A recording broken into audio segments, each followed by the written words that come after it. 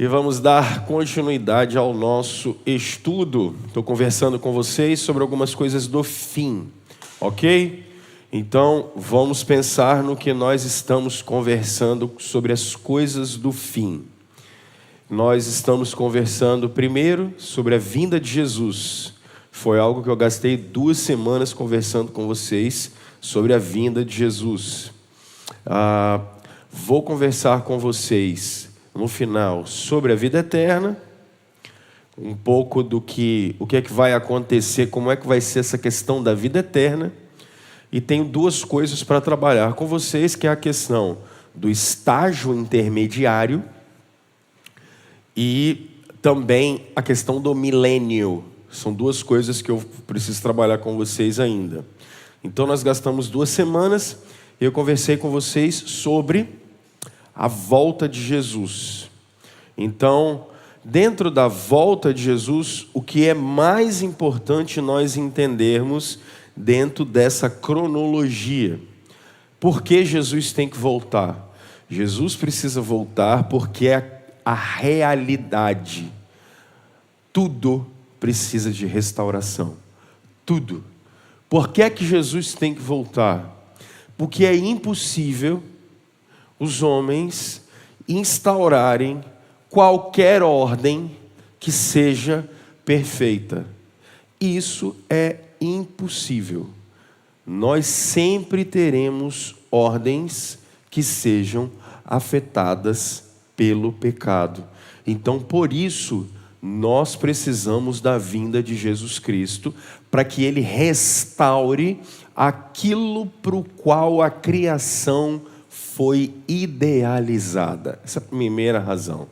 Jesus precisa voltar por isso. Nós somos insuficientes. Nós não conseguiremos construir um mundo e um reino que seja suficiente por conta da influência do pecado. Jesus tem que voltar. Segunda coisa, como Jesus volta? Jesus volta de maneira única, final, visível, gloriosa, física e triunfante. Não se esqueçam disso. Rômulo, quantas vezes Jesus vai voltar? 1. Como vai ser essa volta de Jesus? Visível, final, triunfante, física e gloriosa. Então nós trabalhamos aquela questão do mito do arrebatamento, do tipo, haverá um arrebatamento que a igreja vai ser arrebatada e não vai passar por uma tal de uma grande tribulação. Não. Estudamos isso em Mateus capítulo 24. A semelhança daqueles que estavam em Noé, que é o paradigma utilizado por Jesus. Jesus deixa muito claro isso. Ou vocês são como Noé, que ficam, ou vocês são como a geração que é tirada. Nós não queremos ser tirados da criação. Nós queremos ficar na criação. Então não tem essa ideia de arrebatamento que vai tirar a igreja daqui, para que tire a igreja daqui e comece uma grande perseguição. Isso aí nós já trabalhamos exaustivamente. Tire esse mito. Trabalhamos isso em 2 Tessalonicenses. Trabalhamos isso exaustivamente. Então hoje, uma vez que a gente sabe que Cristo vem, e vem uma vez só, vem de uma maneira visível, física, triunfante, gloriosa e final. Quando eu digo final, é porque depois que Jesus voltar não tem mais nada, acabou. Depois que Cristo voltar, essa ordem que nós vivemos, cheia de pecado, ela acaba. Ok? Tudo bem? Então vamos lá, meus irmãos. Primeira coisa, e a primeira pergunta das 2 que eu vou responder para vocês agora. Primeiro, isso é muito importante. quando a gente trabalha esse assunto de escatologia. Primeiro, para onde vamos quando morremos? Isso aqui é uma pergunta que a gente precisa responder. Pum! Caí aqui agora. Para onde eu fui? O que vai rolar comigo? Para onde eu vou? Segunda pergunta que é incômoda. Eu vou lembrar? Ou lembrarei? Vai rolar? Lembro? Não lembro? Esqueci de tudo? Apagou? Vou dormir? E acordo sei lá qual dia? Mais uma pergunta: existe inferno? Ou as almas são aniquiladas, como dizem, por exemplo, os adventistas? Existe céu? Existe inferno? A alma é aniquilada? Como é que é isso? O que acontece? Precisamos ver isso. Basicamente são essas as perguntas que a gente precisa fazer. E se eu não durmo, ou se eu durmo, o que é que está acontecendo comigo entre a minha morte e o que está acontecendo comigo entre a minha ressurreição? Nós precisamos pensar nisso aqui. Essas perguntas, a teologia reformada chama de estágio intermediário. Estágio intermediário. Eu nunca, sinceramente, na minha vida em igreja, eu nunca vi ninguém falando sobre isso. Isso não me faz especial. Mas eu não sei por que esse medo. Não sei por que esse medo. Porque a Bíblia é muito clara. Mas, por exemplo, até eu ser pastor, por exemplo, já tem 10 anos isso, eu não me lembro de nenhuma vez de eu sentar na igreja e alguém falar bem assim: olha, hoje a gente vai conversar sobre o estágio intermediário. Eu não lembro. Porque o que é estágio intermediário? O que é que acontece entre a morte do cabra e a ressurreição dele? O que acontece? O que é que rola? O que acontece nesse meio tempo? Eu não vejo, às vezes a gente não conversa dessas coisas. Então, desde que eu escrevi o Verdades Essenciais, essa era uma dúvida que eu queria sempre esclarecer para vocês. Porque eu acho que isso é muito fácil e é muito tranquilo. A Bíblia é muito clara, então você não precisa ficar com medo. Faça as perguntas para a Bíblia e deixa ela responder. Não tem problema. Só não ultrapasse o que está escrito. Se você ultrapassar o que está escrito, você vai inventar moda. Esse é o grande problema. Então, deixa eu pensar uma coisa primeiro com você. O que é a vida? O que é a vida para a Bíblia? Ok? O que é a vida para a Bíblia? Vamos lá. Evangelho de Lucas. Vamos ao Evangelho de Lucas. Então eu vou trabalhar com vocês esse estágio intermediário. Tudo bem?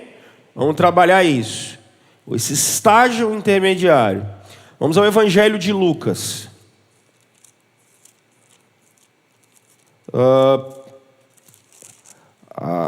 Caramba. Deixa eu tirar esse lápis daqui. Evangelho de Lucas, capítulo 1 ainda. Vamos olhar verso 26. Evangelho de Lucas, no capítulo 1, verso 26. O que é a vida para a Escritura?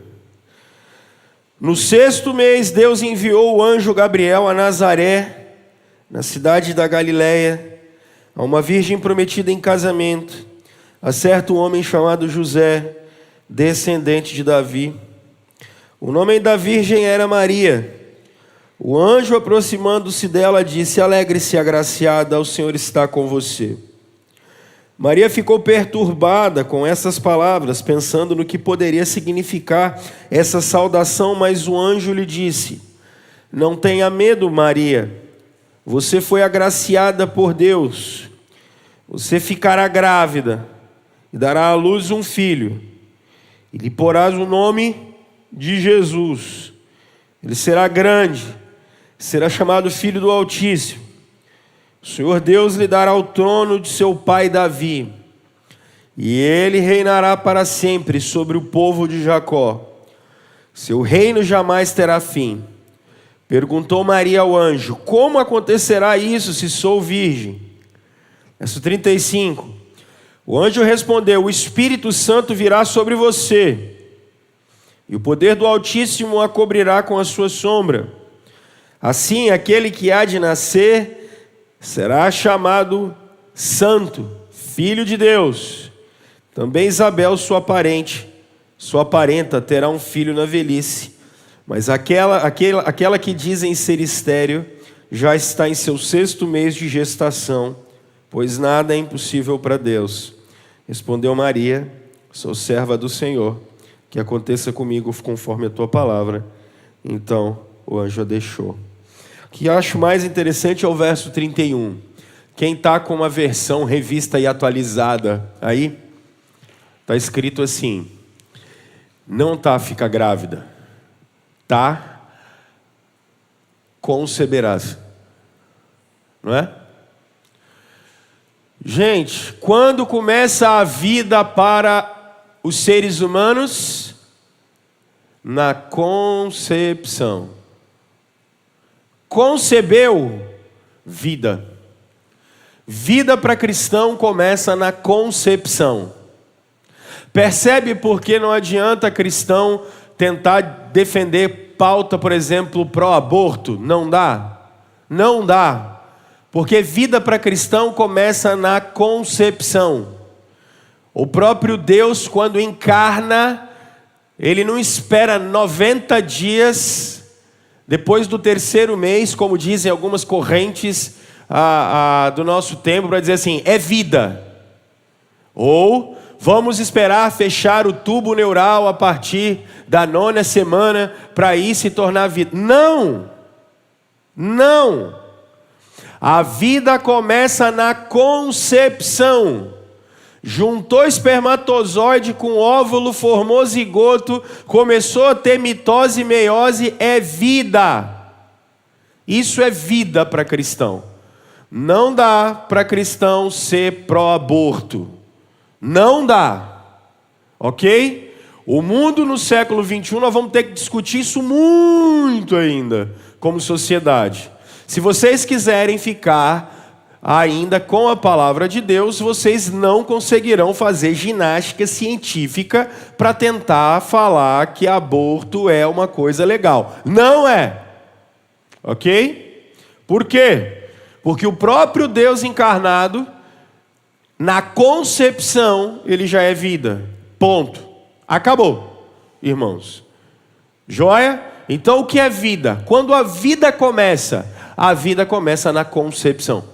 Biblicamente, concebeu, tem vida. Show? Beleza? Então vamos lá. Então a vida começa aí. Isso é vida. Agora, da onde vem a alma? Porque o que é vida?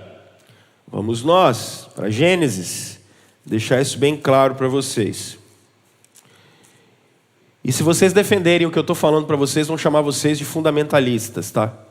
Tudo bem? Nós estamos no tempo de rótulos, então eu sou um fundamentalista pelo que as pessoas falam por aí. Defender a vida na concepção é ser fundamentalista. Não estou nem aí, o problema é meu. Vamos em Gênesis capítulo 1 para entender qual é a constituição dos seres humanos. Vamos falar do estágio intermediário, ok? O estágio intermediário é o que acontece com você entre a sua morte e a sua ressurreição. Só que eu estou fazendo definições bíblicas primeiro. Tudo bem? Ok? Então vamos ao verso 28. Na verdade, vamos ao verso 26. Então disse Deus: façamos o homem à nossa imagem, conforme a nossa semelhança. Domine ele sobre os peixes do mar, sobre as aves do céu, sobre os grandes animais e sobre toda a terra, e sobre todos os pequenos animais que se movem rente ao chão. Agora vamos ao capítulo 2. Vamos deixar aqui o que a Escritura diz. Verso 7 do capítulo 2. Então o Senhor Deus formou o homem do pó da terra e soprou em suas narinas o fôlego de vida, e o homem se tornou ser vivente. Ok. Qual é a constituição dos seres humanos? Pó da terra, aquilo que vocês chamam de corpo, mais uma coisa que vocês chamam de alma, ou uma coisa que vocês chamam de espírito. É a mesma coisa. Não muda nada. Alma e espírito é a mesma coisa. Então, o que é a vida? E qual é a constituição dos seres humanos? Corpo e alma. Isso aqui é a nossa constituição. Nós somos corpo e nós somos alma.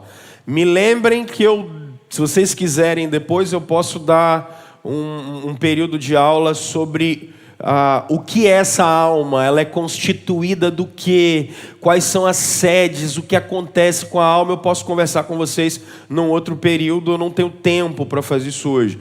Porque, por exemplo, o seu corpo, deixa eu tentar deixar isso bem claro. O que é seu cérebro? Ele é exclusivamente uma ponte entre o teu corpo e a sua alma. Qual é a sede das suas emoções? Qual é a sede dos seus pensamentos? Qual é a sede das suas volições? Da onde vem a sua vontade? De onde vêm os seus desejos? Suas pulsões, de onde elas vêm? Elas têm sede na sua alma. Elas não têm sede na sua cabeça. Elas têm sede na sua alma. Ok? Eu posso trabalhar isso um dia com vocês aqui, não tem problema. Dá para a gente fazer isso. Isso é vida. Sopra-se o espírito, sopra-se a alma nos seres humanos. E o que é interessante, o que é a morte, gente? É exatamente essa ruptura. Lembrem-se, o corpo, ele volta para a terra. E o espírito, ele volta para Deus que o deu. Vocês lembram disso? Jesus conversando sobre isso. Se a vida é a união do corpo com a alma, o que é a morte? A separação do corpo e da alma. Tudo bem? Isso é a morte. Morte é separação do corpo e da alma. Ok? Vamos com calma. Agora, isso aqui é muito importante. Muito importante. Estamos definindo o que é vida. Quando ela começa? Na concepção. Quais são os elementos que constituem os seres humanos? Corpo e alma. Ok? Jesus está na cruz com o ladrão da cruz. Tudo bem? Um ladrão diz assim: ei, tira a gente daqui. Beleza? O do outro lado diz assim: cara, você não teme nem a Deus? Lembram disso? Tudo bem? Ele diz assim: Senhor, lembra de mim quando o Senhor entrar no seu reino. E o que é que Jesus fala para ele? Hoje mesmo está comigo aonde? Só que o corpo de Jesus está na tumba. Só vai levantar 3 dias depois. Onde Jesus está nesse meio tempo? Percebe? Existe um elemento espiritual, gente. Deixa eu dividir uma experiência que eu estou vivendo nos últimos dias. Não vai ficar com medo não, tá? Pelo amor de Deus. Tem uma moça envolvida a vida inteira com espiritismo com baixo espiritismo, e ela converteu e conheceu Jesus. Então ela veio me procurar porque as coisas na casa dela pegam fogo do nada. Isso acontece, pastor? Oxe, se eu contar uns treinos para você que acontece por aí. Irmãos, existe uma realidade espiritual.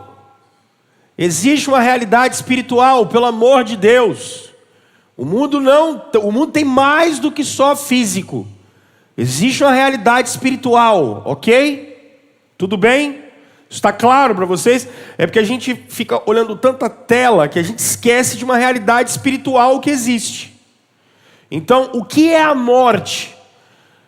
A morte é exatamente quando o corpo e a alma se desligam. Agora, 1 Coríntios capítulo 15, deixa eu trabalhar isso com vocês. Percebe que eu estou com muita calma e paciência. 1 Coríntios capítulo 15. Vamos lá. 1 Coríntios capítulo 15. Bem devagarinho.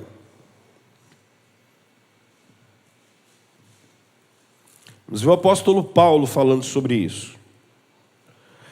Irmãos, quero lembrar-lhes o evangelho que lhes preguei, o qual vocês receberam e no qual estão firmes. Isso aqui é muito legal, né? Hoje em dia vocês vão ouvir assim, o verdadeiro evangelho, o verdadeiro evangelho. Olha como é que a Bíblia vai definir o que é evangelho. Por meio deste evangelho, vocês são salvos desde que se apeguem firmemente à palavra que lhes preguei. Caso contrário, vocês têm crido em vão. Pois o que primeiramente lhes transmiti foi o que recebi. O que é o evangelho? Que Cristo morreu pelos nossos pecados segundo as Escrituras. Isso aqui é o evangelho. Foi sepultado e ressuscitou no terceiro dia, segundo as Escrituras. E apareceu a Pedro e depois aos 12. Depois disso apareceu a mais de 500 irmãos de uma só vez, a maioria dos quais ainda vive, embora alguns já tenham adormecido. Aqui você tem que pegar esse adormecido. Por quê? Porque tem uma galera que vai pegar isso aqui, vai pegar 1 Tessalonicenses e falar, então depois que morre, dorme. Se liga? Grava aqui, meus movimentos são friamente calculados. Tá? Então, grava o adormecido aí. Isso aqui os luteranos defenderam por muito tempo também, essa psicopaniquia. Vou trabalhar isso com vocês daqui a pouco. Depois apareceu a Tiago, e então a todos os apóstolos. Depois desse apareceu também a mim, como um que nasce fora de tempo. Pois sou o menor dos apóstolos e nem sequer mereço ser chamado de apóstolo, porque persegui os da igreja de Deus. Mas pela graça de Deus eu sou o que sou, e sua graça para comigo não foi inútil. Antes, trabalhei mais do que todos eles, contudo, não eu, mas a graça de Deus comigo. Portanto, quer tenha sido eu, quer tenha sido eles, é isso que pregamos e é isso que vocês creram. Só um bate-papo aqui rapidinho. O que é o evangelho? Jesus Cristo encarnou, morreu pelos nossos pecados, ressuscitou, Jesus voltará. Ponto. Isso é o evangelho. Qualquer coisa além disso, a gente inventou moda. Para a Bíblia, o evangelho é isso. Que o cara vai falar assim, evangelho é dar comida para pobre. Não, isso é efeito do evangelho. Evangelho é obedecer a Deus. Não, isso aí é efeito do evangelho. O evangelho é me tornar um marido melhor. Não, isso aí é efeito do evangelho. Não, o evangelho é ser um cara legal. Isso é efeito do evangelho. O evangelho é Jesus encarnou, morreu, ressuscitou, voltará. Ponto. Isso aí é o evangelho segundo a Bíblia. Eu estou vendo um monte de coisa assim, umas doideiras, cara. Não, para. O evangelho é Jesus Cristo. É a boa notícia do perdão de pecados. Não confunda o evangelho com o efeito do evangelho. Isso é o que mais eu tenho visto aí. Mas agora vamos ao que interessa. Verso 12. Deixa o Paulo falar com a gente. Ora, se está sendo pregado que Cristo ressuscitou dentre os mortos, como alguns de vocês estão dizendo que não existe ressurreição dos mortos. Por quê? Olha para mim. Se você quiser, anota isso. Eu vou responder essas perguntas aqui, tá? Para onde a gente vai? Se a gente lembra? O que a gente lembra? Vamos lá. Primeira coisa lá naquele tempo que era muito comum. Número 1. Ele está falando assim, olha... Se está sendo pregado que Cristo ressuscitou dentre os mortos, como alguns de vocês estão dizendo, que não existe ressurreição dos mortos. Por quê? Porque na antiguidade eles acreditavam em transmutação da alma. O que é isso aqui? São os gregos. Eu morri e o que vai acontecer comigo? Vou reencarnar, minha alma vai passar para outra pessoa. Percebe que quando vocês se dão com algum espírita, que o cara fala assim, não, eu já lidei bastante com espíritas, que eles diziam assim, não, isso aqui é ciência. Os gregos já falavam disso. 3.000 anos atrás, os gregos já falavam de transmutação da alma. Eu morri e a minha alma vai para outra pessoa. Gente, não tem nada de novo. Todos esses ensinamentos que vocês estão vendo aqui hoje, isso aqui é mais velho do que andar para trás. Tudo. Não tem nada novo. Nada novo. Você quer ver uma coisa que não é nova? Não é nova? Ideologia de gênero não é nova. Pastor, como assim? Não é novo. Você fala assim, mas por quê? Por que não? Porque os gregos já acreditavam nisso. Com outro nome. Não é novo. Você quer ver? O que o ideólogo da ideologia de gênero acredita? Número 1, ele acredita que não existe verdade absoluta, nem existe realidade. Isso é filosofia grega. Ele não acredita que você consegue e que nenhum de nós, seres humanos, conseguimos definir o que a realidade é, o que é a vida, o que é verdade. Eles dizem que você não consegue fazer isso. Logo, tudo é discurso de linguagem. Então, tudo é uma construção de linguagem. Não existe uma verdade absoluta no mundo. Isso é pensamento grego. Segunda coisa, como nós estamos presos a essa realidade, então a gente precisa de alguém que venha de fora, e essa pessoa que vem de fora, ela vai iniciar você, para que você, eles chamam isso de walk. Esse cara que vai vir de fora, ou essa mulher, ele vai ensinar você a analisar a realidade criticamente. O que é isso? Veio um sacerdote do lado de fora que te ensinou o que é a verdade. Isso é gnosticismo. Isso é mais velho do que andar para trás. Nós estamos em pleno século 21, conversando sobre uma coisa que já foi rebatida no primeiro século.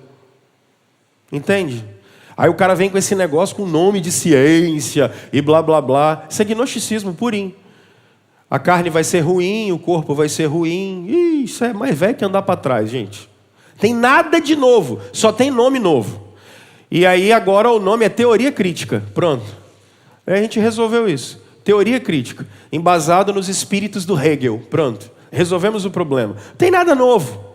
Então, morreu naquela época. Transmutação da alma. Transmutação da alma. Mas eles acreditavam numa outra coisa também. Olha só.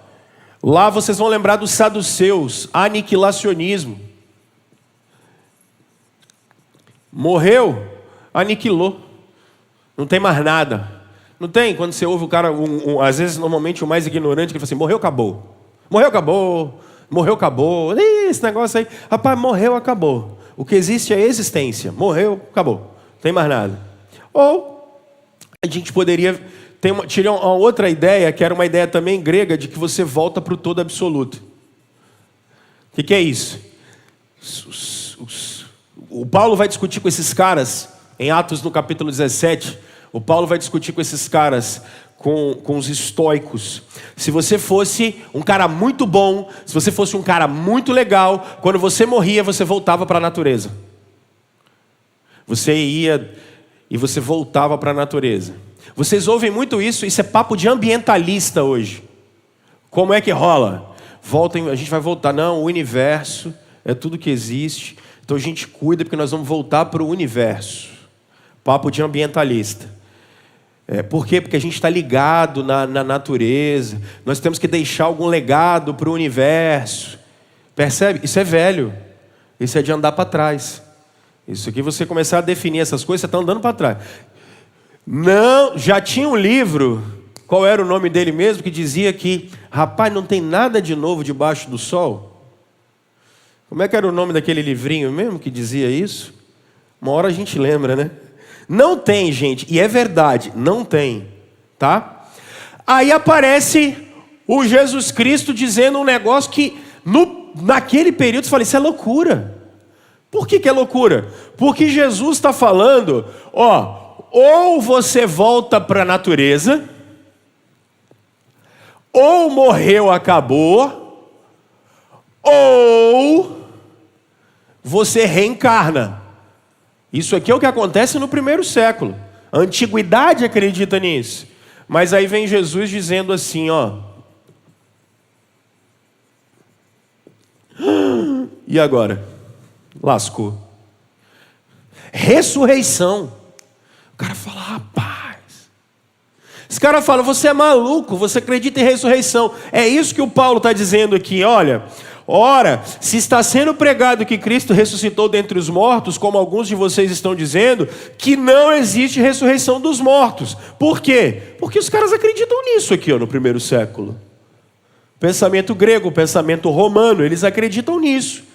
Jesus vem mudar esse paradigma, porque o que ele diz? Ele diz, olha, não, o que vai acontecer é uma ressurreição. E o que é a ressurreição? Se a morte separa o corpo da alma, na ressurreição a gente junta corpo e alma de novo. Isso é ressurreição dos mortos. Então, quando eu estou falando com vocês do estágio intermediário, meus irmãos, nunca mais vão a um velório. Vocês podem ficar tristes, não tem problema, isso é normal. Mas quando vocês olharem um corpo no caixão, vai ressuscitar. Vai ressuscitar. Não se esqueça. Todos vão ressuscitar. Todo mundo. Ô Rômulo, gente ruim também? Vai. E ímpio também? Vai. E santo também? Vai. Todo mundo vai ressuscitar. A gente esquece isso. Ressurreição dos mortos. Entre a morte, o que nos espera no final? Ressurreição dos mortos. Eu vou ressuscitar. Ok? Vamos deixar o Paulo falar então. Verso 13. Se não há ressurreição dos mortos, nem Cristo ressuscitou, e se Cristo não ressuscitou, é inútil a nossa pregação, como também é inútil a fé que vocês têm. Porque se Cristo não ressuscitou, meus irmãos, o que é que nós vamos fazer com o pecado? Por que é que Jesus ressuscitou dos mortos? Porque Ele garantiu que os efeitos do pecado no seu corpo vão acabar. Você não vai envelhecer mais na eternidade. Vou trabalhar isso depois. Não vai precisar do Ivo Pitangui ensinar os outros a fazer cirurgia plástica na eternidade. A gente vai ter um corpo transformado. Eu falo com isso depois, tá? Para vocês. Possivelmente na semana que vem. O foco da nossa fé é a ressurreição dos mortos. Porque isso garantiu que o pecado foi aniquilado. Se o pecado gerou a morte, a ressurreição dos mortos é exatamente a reversão do efeito do pecado. Vamos continuar. Verso 15. Mais que isso, seremos consideradas falsas testemunhas de Deus, pois contra ele testemunhamos que ressuscitou a Cristo dentre os mortos. Mas se de fato os mortos não ressuscitam, ele também não ressuscitou a Cristo. Pois se os mortos não ressuscitam, nem mesmo Cristo ressuscitou, se Cristo não ressuscitou, é inútil a fé que vocês têm e ainda estão em seus pecados. Se Jesus não ressuscitou, irmãos, não há solução para o pecado. Porque quando Cristo ressuscitou, Ele deixou todos os nossos pecados na tumba. E aqui, todas as vezes que a gente faz uma profissão de fé, o que eu faço? Eu não peço para a pessoa repetir o credo apostólico. Algumas versões são, desceu ao inferno, desceu ao Hades ou ficou morto por 3 dias. O que é isso, gente? Jesus se humilha ao ponto de ficar numa tumba por 3 dias, para que todo o efeito, porque nem para ser morto a gente presta, então ele tem que substituir a gente até nisso. Ok? Vamos lá, continue, deixemos o Paulo falar. Verso 18. Neste caso também os que, olha a expressão de novo, os que dormiram, ai lasqueira, em Cristo estão perdidos. Se é somente para esta vida que temos esperança em Cristo, somos todos os homens os mais dignos de compaixão. Engraçada essa versão, né? Na revista atualizada, tá? Somos os mais miseráveis de todos os homens. Quem está com a revista aí atualizada aí? O verso 19 fala isso. Verso 20. Mas de fato, Cristo ressuscitou dentre os mortos, sendo ele o quê, meus irmãos? O primeiro.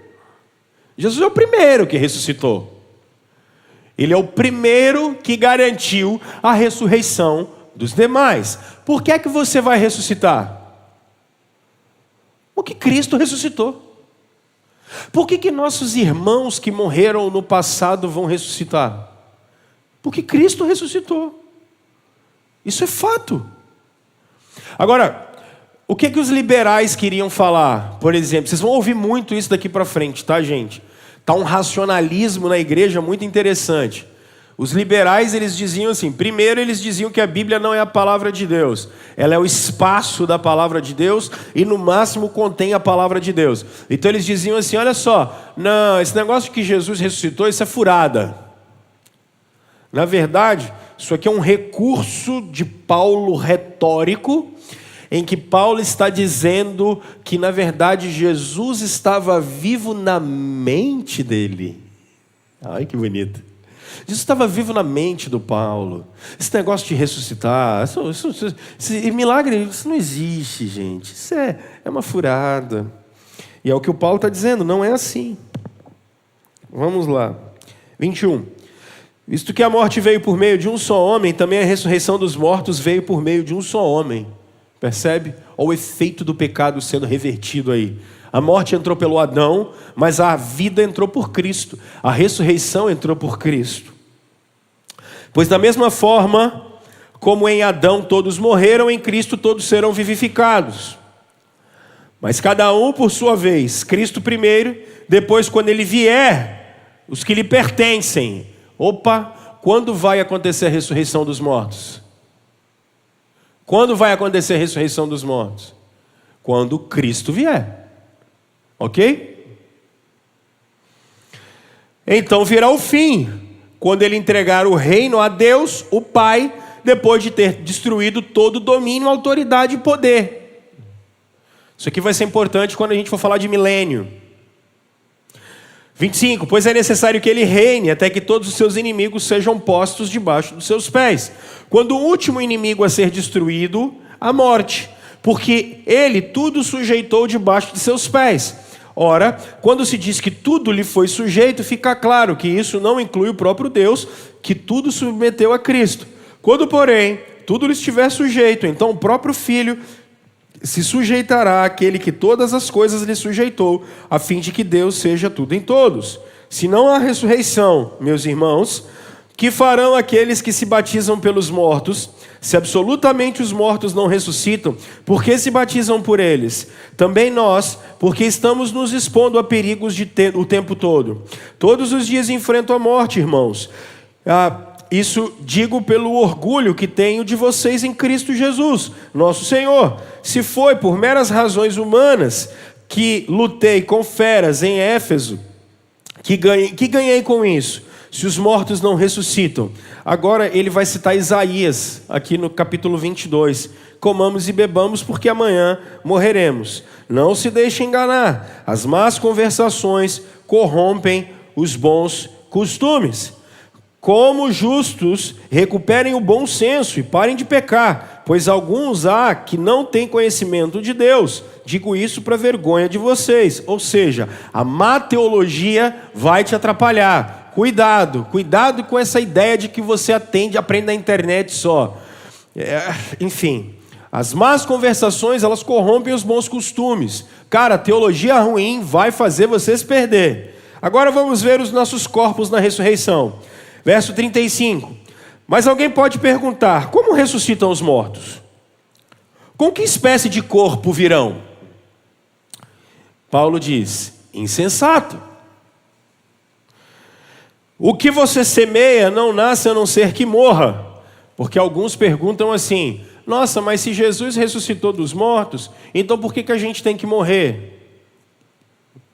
Já pegaram essa? Essa é engraçada. Não, Jesus morreu, então por que a gente tem que morrer também? Paulo está chamando você de insensato. Por quê? Ele está dizendo simplesmente o seguinte, ei, só vai nascer um trem legal se a semente morrer. Vamos lá. Quando você semeia, não semeia o corpo que virá a ser, mas apenas uma simples semente como o trigo, ou de alguma outra coisa. Mas Deus lhe dá um corpo como determinou, a cada espécie de semente dá o seu corpo apropriado. Nem toda a carne é a mesma. Os homens têm uma espécie de carne, os animais têm outra, as aves têm outra, os peixes têm outra. Há corpos celestes e há também corpos terrestres. Mas o esplendor dos corpos celestes é um, e o dos corpos terrestres é outro. Um é o esplendor do corpo, outro o da lua, o outro das estrelas, e as estrelas diferem em esplendor umas das outras. Assim será como a ressurreição dos mortos. O corpo que é semeado é perecível, e ressuscita imperecível. O semeado em desonra ressuscita em glória. É semeado em fraqueza e ressuscita em poder. É semeado um corpo natural e ressuscita um corpo espiritual. Se há corpo natural, há também corpo espiritual. Assim está escrito. O primeiro homem, Adão, tornou-se um ser vivente. O último Adão, espírito vivificante. Não foi o espiritual que veio antes, mas o natural. Depois dele o espiritual. O primeiro homem era pó da terra, o segundo homem dos céus. Os que são da terra são semelhantes ao homem terreno, os que são dos céus ao homem celestial. Assim como tivemos a imagem do homem terreno, teremos também a imagem do homem celestial. Meus irmãos, como será o corpo de vocês? Número 1, ele é celestial. 2, ele é igual de Jesus. Vocês viram Jesus ressuscitado, vocês serão daquele jeito. Aí eu não tenho tempo para trabalhar continuidade e descontinuidade aqui. O que continua e o que não continua. Mas, por exemplo, Jesus tem um corpo diferente do nosso. Percebam, os 12 estão dentro de uma sala. Jesus apareceu. Jesus aparece. Lucas capítulo 24, a partir do verso 13. Jesus está andando com os caras no caminho de Emaús. Da onde Jesus apareceu? Não sei. Mas enquanto ele parte o pão, o que acontece com o corpo de Jesus? Sumiu. Mas no mar da Galileia, Jesus para em João capítulo 20. E o que Jesus faz com eles? Enquanto eles estão lá pescando. E eles chegam. Jesus deixa uns peixes lá para ele comer. E Jesus ainda olha, por exemplo, quando aparece para eles, o que Jesus fala? Pessoal, vocês têm alguma coisa para comer? Eu estou com fome. Então vocês estão assustados, né? Vocês acham que vocês vão virar anjo. Botaram na cabeça de vocês que vocês vão virar anjo. Algumas coisas vão continuar, gente. Comer é uma das coisas que a gente vai fazer na eternidade, para a glória de Deus. Jesus ressurreto estava comendo umas tilápiazinhas com o pessoal lá. Nós também vamos comer umas tilápiazinhas. Por isso que eu falo, quando eu brinco com vocês falando assim, rapaz, você imagina o conilon e o arábica da glória, plantado em volta da Nova Jerusalém. E o pão de queijo dos mineiros da glória eterna. Já imaginou? Percebe? Jesus ressuscitou pela realidade. Tudo. Vocês não vão virar anjo. Vocês vão ter um corpo celestial. Eu não sei como é que vai ser a Copa do Mundo do novo céu e da nova terra. Eu não tenho ideia. Eu não sei. Mas o pessoal falava antigamente que não podia jogar bola, né? Mas na eternidade vai e nem vai quebrar a perna. Raimundinho, pode ficar tranquilo, Raimundinho, que você vai poder dar aquelas assim que você dava no meio, sabe? Nas peladas de quarta à noite. Fica tranquilo. Nem vai machucar o pé da galera. Gente, vocês vão ter um corpo eterno. É igual eu estou falando, eu não tenho tempo de trabalhar continuidade e descontinuidade aqui. Tem muita coisa que continua e tem muita coisa que não continua. E tem muita coisa que a Bíblia, sinceramente, se cala. Mas vocês terão um corpo celestial. Vocês terão um corpo celestial. E algumas coisas continuam. Percebe por que cristãos, por exemplo, precisam cuidar da criação? Porque a criação vai ser restaurada. Eu sei que já tem uns de vocês que acreditam que a criação vai pegar fogo e não vai existir mais nada e Deus vai aniquilar isso aqui. Não, eu vou conversar isso com vocês até na semana que vem. O que eu estou trabalhando aqui? O que é vida, o que é morte e o que é a ressurreição dos mortos. E eu estou dizendo para vocês, algumas coisas continuam. Isso continua. Isso que eu estou trabalhando com vocês é o estágio intermediário. Eu estou falando da vida e agora estou falando da ressurreição dos mortos. Vocês terão um corpo como o de Jesus.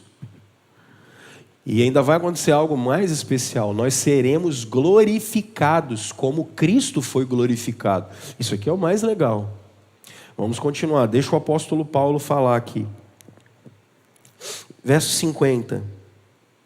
Irmãos, eu os declaro que carne e sangue não podem herdar o reino de Deus. Nem o que é perecível pode herdar o que é imperecível. Percebe por que o Paulo fala que ele tinha que morrer? E ele queria morrer? Porque ele chamava o corpo dele, e ele não queria dizer que o corpo dele era ruim, como se a matéria fosse ruim. O que Paulo queria era o corpo de Cristo. Por isso que Paulo fala assim, caramba, quem vai me libertar do corpo dessa morte? Ele quer outro corpo, ele quer ressuscitar, é o que ele quer. E ele sabe que isso aqui, que somos nós não herdaremos o reino. Por isso Jesus tem que ressuscitar dos mortos, para que a gente tenha um novo corpo. Porque a fé cristã, ela é material. Por isso que ela é bem racional. Verso 51. Isso que lhes digo, um mistério. Nem todos dormiremos, mas todos seremos transformados.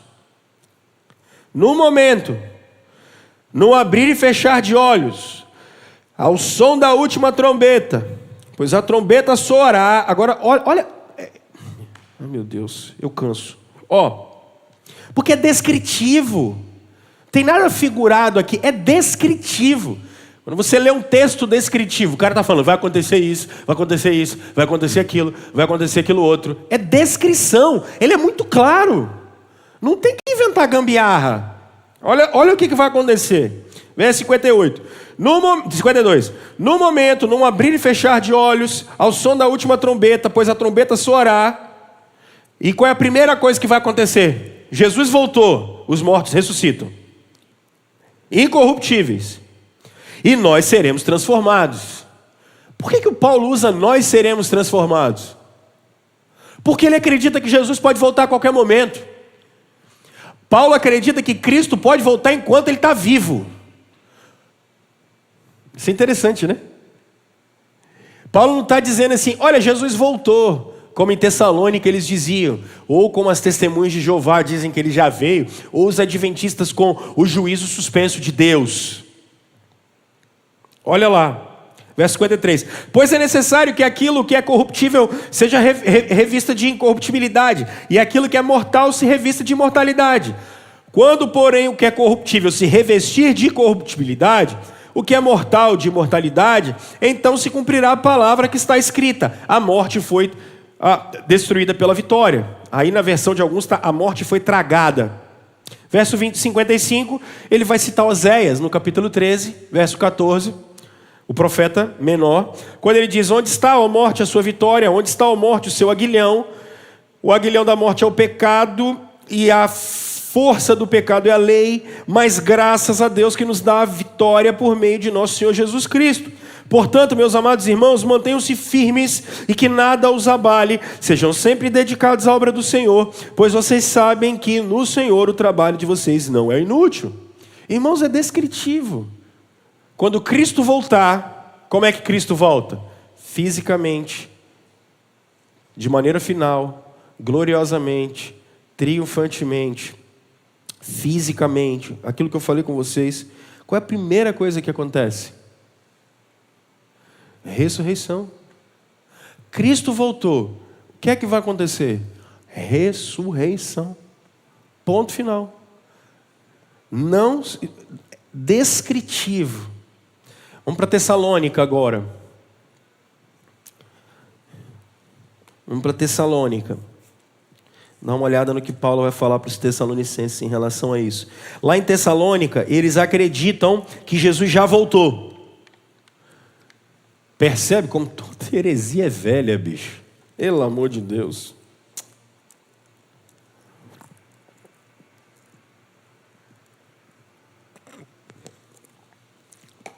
Lá em Tessalônica, Jesus já tinha voltado, segundo eles diziam. 1 Tessalonicenses capítulo 4, verso 13. Vamos lá. Vamos bem devagarinho, tá? Irmãos, verso 13. Não queremos que vocês sejam ignorantes quanto aos que... Aí anotem de novo, percebe a palavra dormem aí? Ela é boa. Para que não se entristeçam, como os outros que não têm esperança. Se cremos que Jesus morreu e ressurgiu, cremos também que Deus trará mediante Jesus e com ele aqueles que nele dormiram. Dizemos a vocês pela palavra do Senhor que nós, os que estivermos vivos, olha só como é que ele liga. Paulo acredita que Jesus vai voltar e ele vai estar vivo. Nós, os que estivermos vivos, olha como isso é incrível. Os que ficarmos até a vinda do Senhor, certamente não precederemos os que dormem. Quem ressuscita primeiro, gente? Jesus voltou agora. Quem ressuscita? Quem está morto. E depois? Vamos lá. É muito descritivo. Olha só.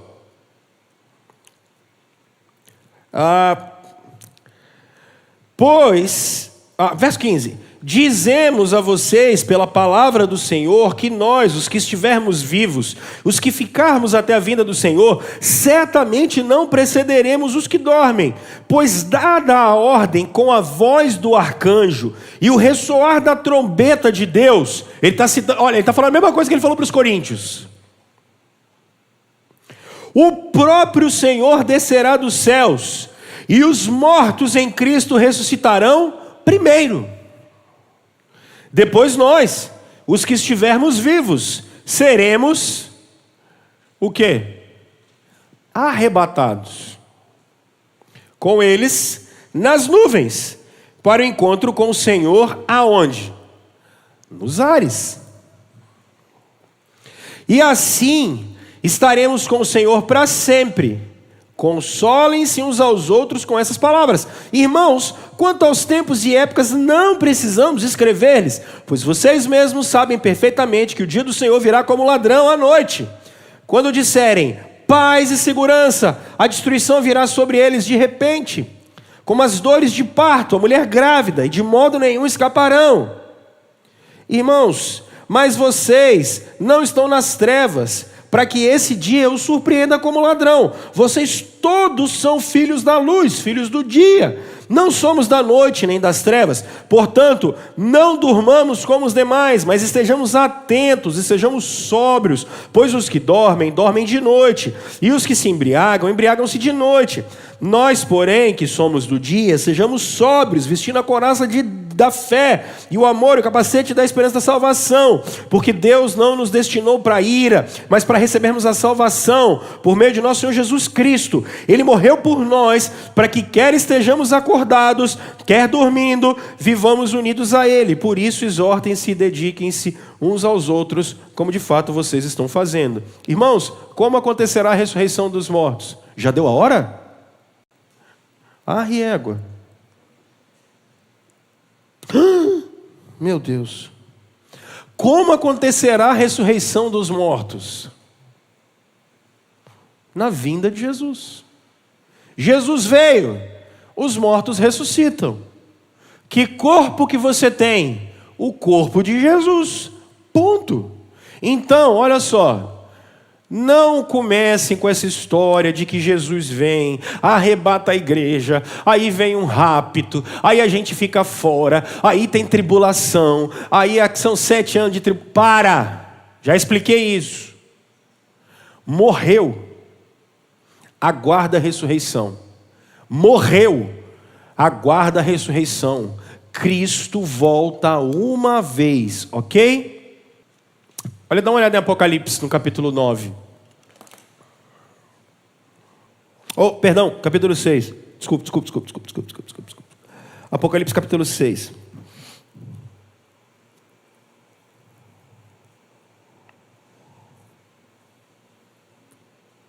Olha o verso 9. Quando ele abriu o 5º selo, vi debaixo do altar as almas daqueles que haviam sido mortos por causa da palavra de Deus e do testemunho que deram. Eles clamavam em alta voz: até quando, ó soberano, santo e verdadeiro, esperarás para julgar os habitantes da terra e vingar o nosso sangue? Então cada um deles recebeu uma veste branca, e foi-lhes dito que esperassem um pouco mais, até que se completasse o número dos seus conservos e irmãos, que deveriam ser mortos com ele. Irmãos, eu vou trabalhar isso melhor semana que vem. Aonde está a galera que morreu com Cristo? Nossos pais, nossos avós, nossos antepassados. Onde essa turma está nesse exato momento? Diante do trono de Deus, gente. Eles estão na presença do Senhor. Eles não estão dormindo no sentido de que a alma está lá num lugar que vai saber aonde é, que nunca me explicaram esse negócio. Eles estão na presença do Senhor. Agora que vem o mistério. Consciente. A alma está na presença de Deus consciente. Completamente consciente. Tão consciente que ainda está dizendo: o senhor vai demorar muito. Não está olhando o que está rolando lá embaixo, não. A gente já veio de lá para cá já, ué. O pau estava cantando lá embaixo. O senhor ainda vai demorar? O senhor não... Eu estou arrepiado aqui, bicho, que esse negócio é muito grande. O senhor não volta, não? Vai demorar muito. Irmãos, se eu cair amanhã e vocês vierem no meu velório, eu vou ser um dos que mais vou estar falando com Jesus. Jesus, volta, Jesus. Vai lá buscar aquele povo que não está dando mais não, Jesus. O pau está quebrando. Volta. Trabalho isso com vocês semana que vem. Consciência da alma. Elas estão diante do trono de Deus. Eles estão clamando ao Senhor, adorando a Ele eternamente. Não tem ninguém no túmulo dormindo. Eu converso isso com vocês, os termos gregos e hebraicos, na semana que vem. E eles estão na presença do Senhor. Nossos irmãos do passado, pensem em todos eles. Gente crente, gente fiel. Eles estão na presença do Senhor, agora desfrutando da presença do nosso Deus. Eles estão vendo o Senhor Jesus Cristo. Eles estão desfrutando da glória de Jesus Cristo. E quando o Senhor Jesus voltar no último dia, esses irmãos, eles receberão um corpo transformado. E o corpo transformado deles será glorificado, e se for hoje ou amanhã, nós também receberemos essa glorificação, nos uniremos com eles e com toda a criação. Eu vou trabalhar com vocês semana que vem. Nós renderemos culto ao Cordeiro de Deus, e sim, você vai lembrar até da arrancada de toco do dedo que arrancou o tampo do seu dedo. Você fala assim: mas pastor, por quê? Porque você vai lembrar de Jesus a eternidade toda, de onde Ele tirou e para onde Ele te levou.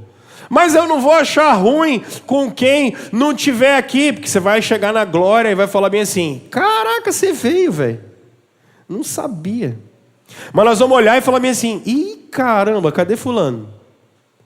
Pensei que estava, meu irmão. Cadê ele? Não está, velho. Aonde está fulano? Nós vamos lembrar de tudo, gente. E os juízos de Deus são tão perfeitos que fiquem tranquilos. Vocês vão dizer bem assim, quem está aqui tinha que estar mesmo. E quem não tinha que estar aqui não tinha que estar mesmo, não. Deixa Deus julgar, a gente não sabe fazer isso, não. Fique contente por você estar lá. Quem tem que estar na glória é Cristo. Nós vamos entrar de bandeja. O único que é digno da glória de Deus é Cristo. A gente vai entrar pelas tabelas, por causa do sangue dele. Ele foi tão misericordioso que vocês vão entrar na glória por causa dele. E só por causa dele. E se não fosse ele, gente, a gente tinha o mesmo caminho de alguns que não o têm. Tá? O que eu respondi para vocês hoje? O que é vida? O que é morte? O que é ressurreição? E eu comecei a falar para vocês da consciência da alma e da ressurreição dos mortos. Semana que vem eu trabalho um pouquinho melhor com vocês a ideia de estágio intermediário e falo do milênio para vocês, tá bom? E aí depois eu gasto um tempo com o novo céu e nova terra.